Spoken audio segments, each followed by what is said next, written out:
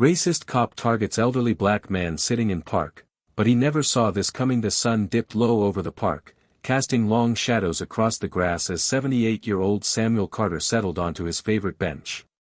He adjusted his cap, the same one he'd worn for decades, and let out a sigh of contentment.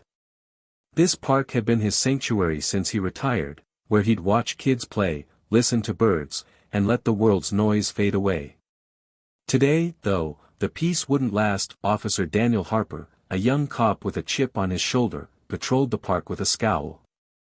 He'd been on edge all week, itching for a reason to flex his authority. When he spotted Samuel sitting alone, his eyes narrowed.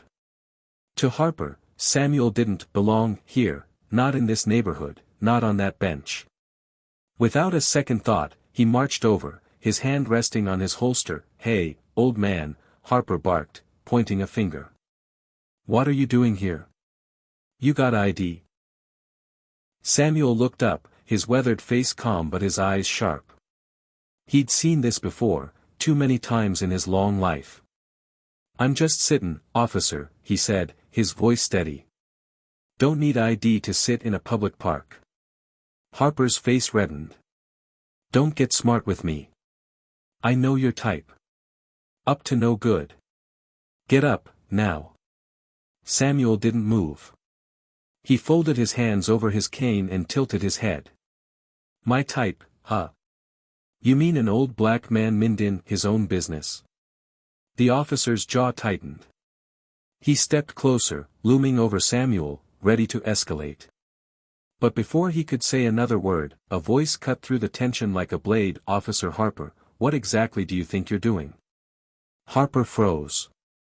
He turned to see a woman striding toward them, her heels clicking on the pavement. She was in her 40s, dressed in a sharp blazer, her expression a mix of fury and authority.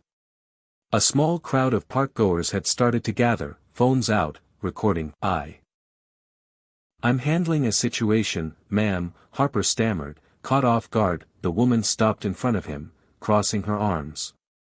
"A situation? You mean harassing my grandfather?" Harper blinked, his bravado crumbling. "Your grandfather?" "That's right," she said, her voice icy. "Why?" His voice be.